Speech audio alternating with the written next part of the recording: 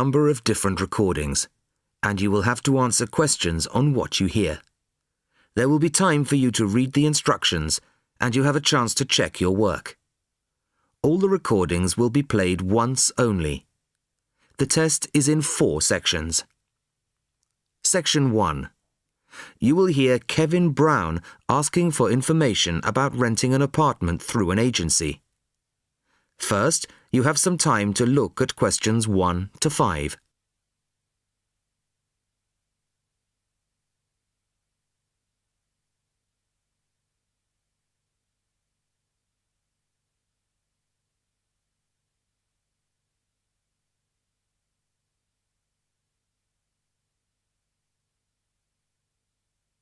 You will see that there is an example which has been done for you. On this occasion only, the conversation relating to this will be played first. Good afternoon. How can I help you? Hello, my name's Kevin Brown.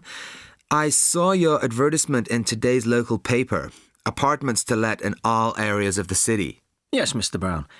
We currently have several properties available. What part of the city were you thinking of? Well, city centre ideally. Kevin says that he is interested in the city centre, so city centre is the answer. Now the test will begin. You should answer the questions as you listen, as you will not hear the recording a second time. Listen carefully to the first part of the conversation and answer questions 1 to 5. Good afternoon. How can I help you? Hello, my name's Kevin Brown. I saw your advertisement in today's local paper, apartments to let in all areas of the city. Yes, Mr. Brown. We currently have several properties available. What part of the city were you thinking of? Well, city centre ideally. OK. And what price range are you interested in? I don't really know. What have you got? Well, prices start at £400 a month, going up to £1,000 a month. OK. And what's the difference? What does the price depend on? Well, the number of bedrooms mainly. Uh-huh. The cheaper apartments have 1 bedroom, while the most expensive have 3 or 4 bedrooms. OK. 2 bedrooms would be nice. So I'll say 2 bedrooms up to £600 a month. Mm-hmm. Do you have anything like that? Right, sir. We have... just give me a moment, please. Mm-hmm. We have 2 properties that might interest you. One is in North Street. It's a very nice apartment, but it's £750 a month. But that includes a private parking space. £750. That's a bit higher than I'd like to go, really. Do you have anything less expensive? Yes. We have another one at £625 a month. 625? Mm-hmm. All right, that sounds interesting. Where is it? It's in Cornell Road, at number 12B. I don't know that. How do you spell it? It's Cornell. It's near the park. I've never heard of it, but I'm sure I'll be able to find it on a map. Before you hear the rest of the conversation, you have some time to look at questions 6 to 10.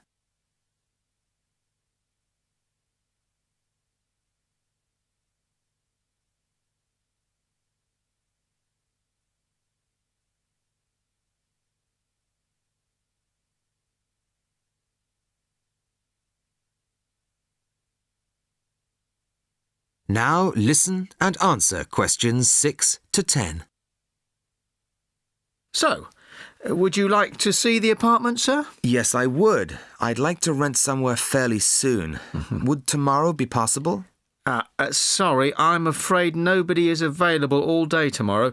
It's quite a busy time of year for us. I see.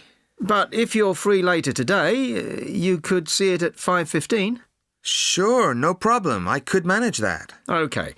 So that'll be 5:15 with my colleague Jason. He'll meet you at the apartment. That's fine. And one more thing. What do I need to provide to rent an apartment with you? What documents, that kind of thing? Yes, of course. Do you have a job? Yes, I work in a travel agency. Well, a reference letter from your employer, saying you work for them, and a deposit, which is 1 month's rent plus a fee of £60. What's that for? It's an administration fee to cover the cost of preparing the contract. Okay. And one last thing. When would this apartment be available? It's empty now, so you could move in as soon as the contract was signed. That's great. Thanks very much indeed. Bye. Goodbye, Mr. Brown. That is the end of section 1. You now have half a minute to check your answers.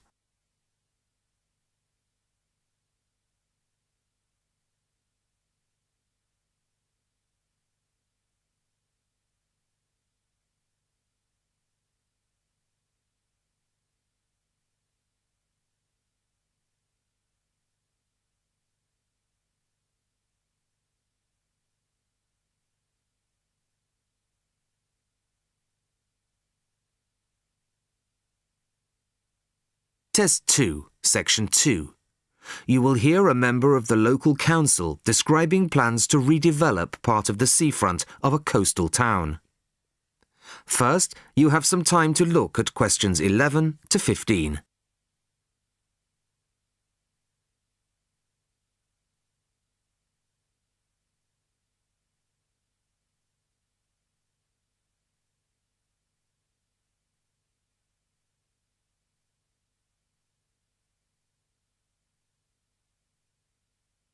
Listen carefully to the first part of the talk and answer questions 11 to 15.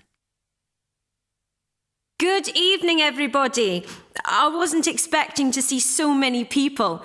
Clearly, this is an issue of great local interest. Thank you all for coming.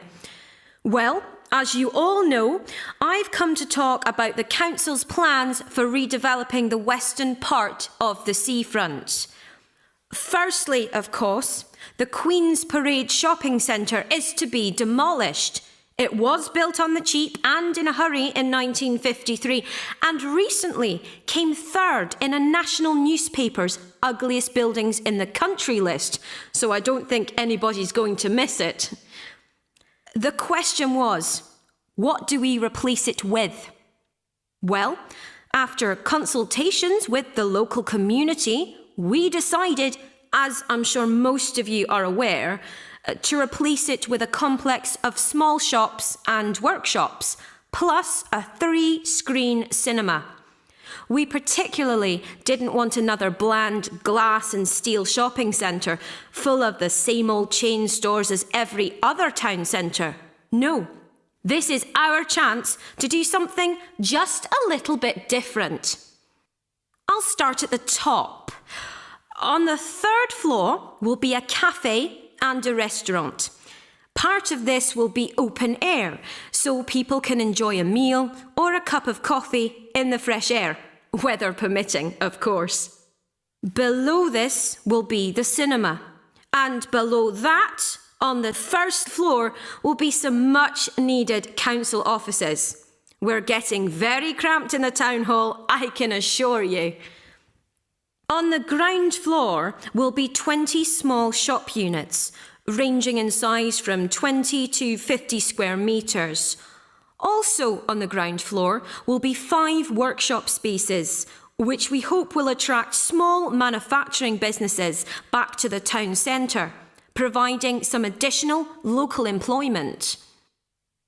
Underneath the centre will be an underground car park. Not a great big car park like in the present centre. Our aim is that most visitors to the centre will come on foot or by bus. In fact, the car park will be restricted to people working in the centre and disabled visitors.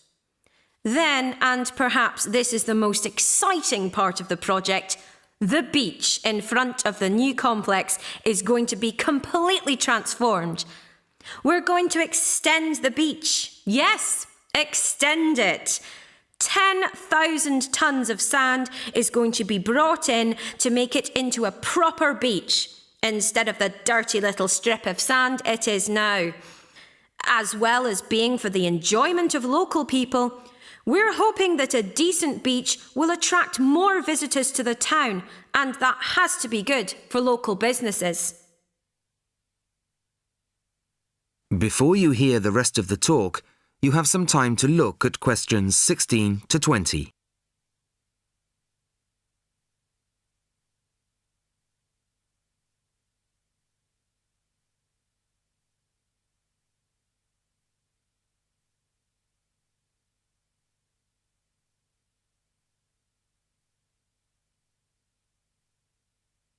Now listen and answer questions 16 to 20. Now, I must emphasise that these plans have not yet been finalised. That's what this meeting is about. Of course, it's vital with a project like this that we have the support of local people. After all, we work for you, and it's your money that's paying for it. So, first of all, the plans for the new centre are going to go on display in the town hall. They'll be there from Monday the 5th of March until Friday the 6th of April. Plenty of time for anybody who's interested to get over there and have a look at them, I think. There'll be a suggestions box in the same room as the plans.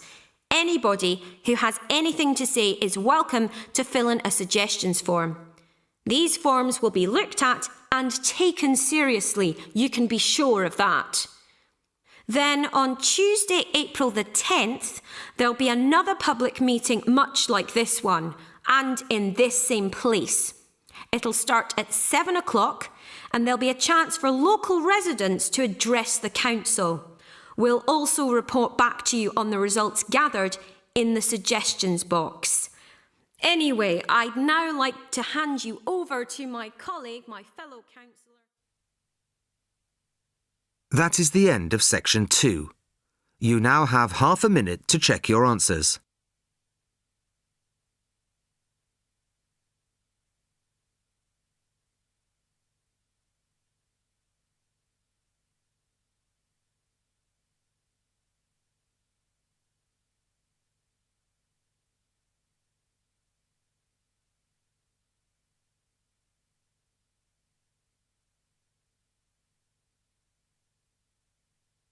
Test 2, Section 3.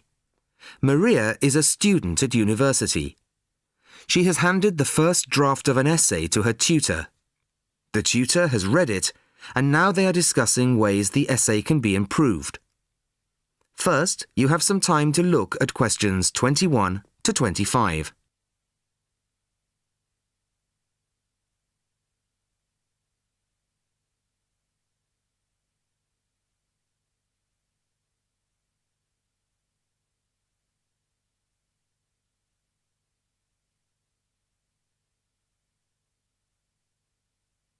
Listen carefully to the first part of the conversation and answer questions 21 to 25. Well, Maria, I have to say I was quite impressed by your essay. It's a big improvement on the last one. Really? I'm glad. I put a lot more work into this one. I really spent ages on it. And it shows.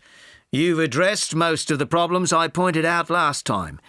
In particular, the style and language are much more appropriate for an academic essay. So that aspect is okay? Absolutely. If you carry on like this, you shouldn't have any significant problems in that department. That's a relief. I've been quite worried about that, although I've been reading a lot of other essays to try to get the right style. Well, I'd say you've been successful. There are just one or two minor things you could look at. Your punctuation's quite basic. It's really just full stops and commas. And parentheses. Brackets? Yes, brackets if you prefer. In academic writing, these are best used only occasionally, if at all. You use them rather too often. Okay, I see. And I'm sorry to mention it, but your spelling. I know. But I'm working on a foreign computer. The spell checker doesn't work for English. Are you sure? Have you tried changing the setting to English? No, I haven't. Well, I should see if that's possible. I haven't marked you down this time, but, well, some of my colleagues are a bit old-fashioned about spelling. I'd try to get that sorted out if I were you. Okay, I understand. I'll try to change the setting. Before you hear the rest of the conversation, you have some time to look at questions 26 to 30.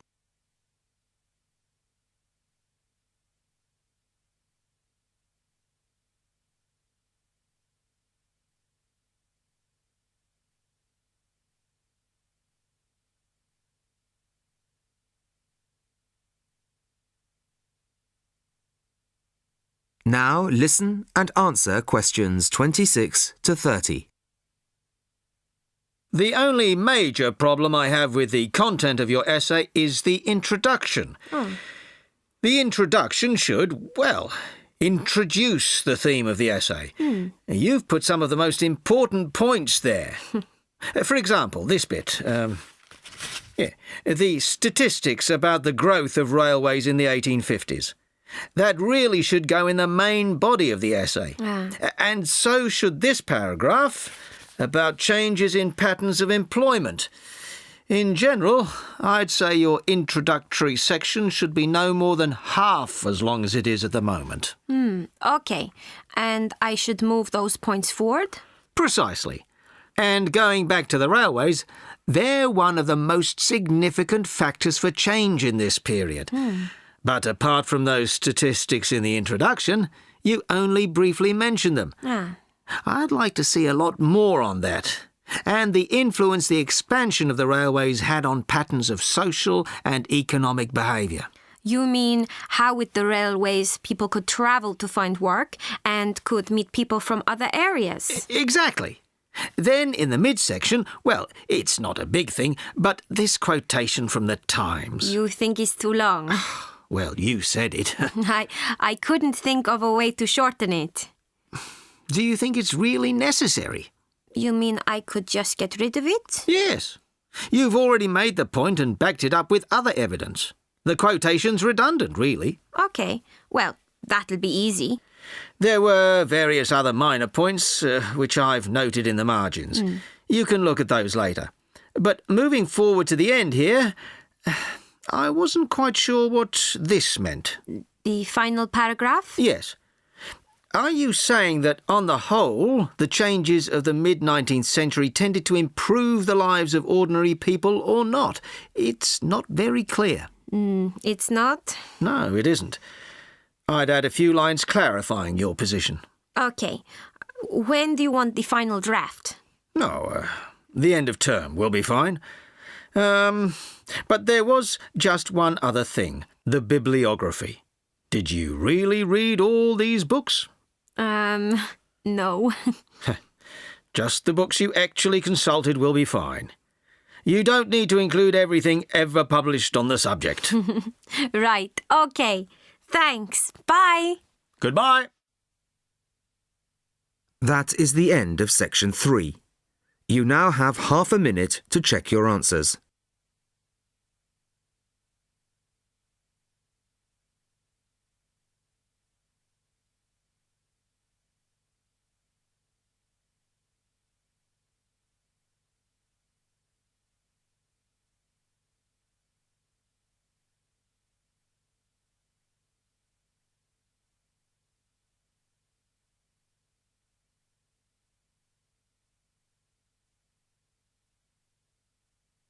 Test 2, Section 4. You will hear a talk about stray cats.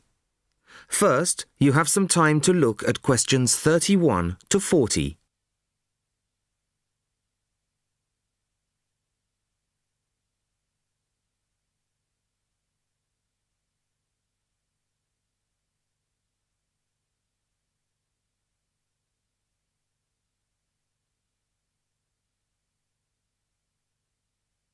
Listen carefully to the talk and answer questions 31 to 40.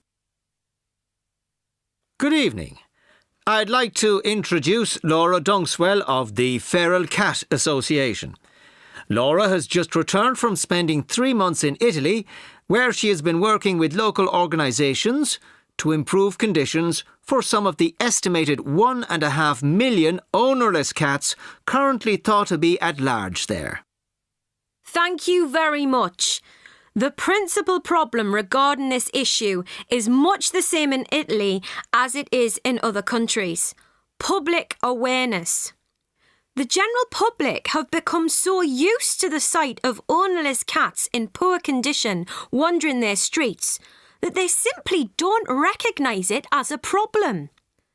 While some will put out scraps of food, the majority see feral cats in much the same light as, say, seagulls, a form of local wildlife which is of no particular concern to or responsibility of the human population.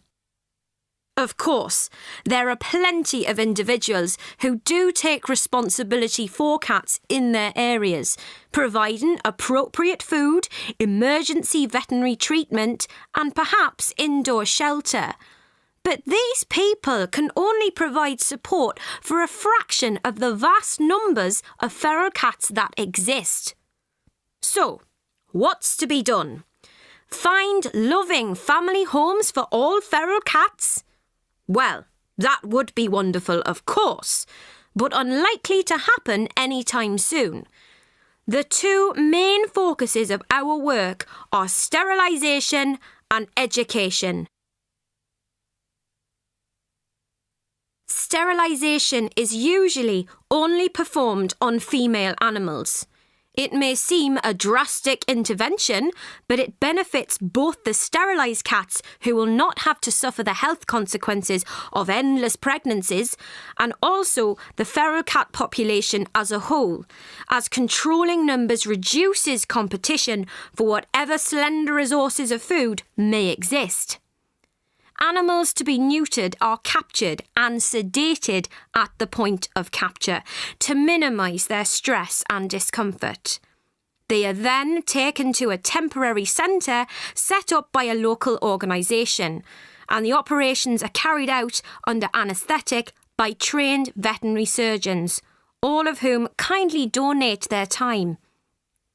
Now, while domestic cats can recuperate in the comfort of their owners' homes, feral cats have no such luxury. They are kept at the centre for around 24 hours, then returned to the locality from which they came. Dissolving stitches are used, and each cat that has been operated on has the tip of one ear clipped, a sign that the animal has already been neutered. A few animals have been electronically tagged and their progress monitored. In general, it has been found that neutering does not diminish an animal's chances of survival. On the contrary, the evidence suggests that sterilised females have a significantly improved chance of remaining in adequate health. The other focus of our work is, as I said, education, publicising the issue and raising awareness. Our current poster campaign is a translation of the widely used slogan, "A kitten is not just for Christmas." At present, resources are rather limited, but, funds permitting, a campaign of radio advertisements is planned, perhaps in the run-up to next Christmas, reminding people that families may quickly become bored with the responsibility of owning a domestic animal. Last year, we used newspaper ads featuring pictures of emaciated strays and highlighting the fact that abandoning an animal simply transfers your problem to somebody else. Which leads me on to the final point I'd like to make. Organisations such as ours are sometimes depicted as being mainly for sentimental animal lovers. Well, I make no apology for that, but our work has a wider importance than the welfare of cats. Ownerless cats tend to quickly fall into ill health and can become a health hazard in various ways, including the spreading of disease and parasites.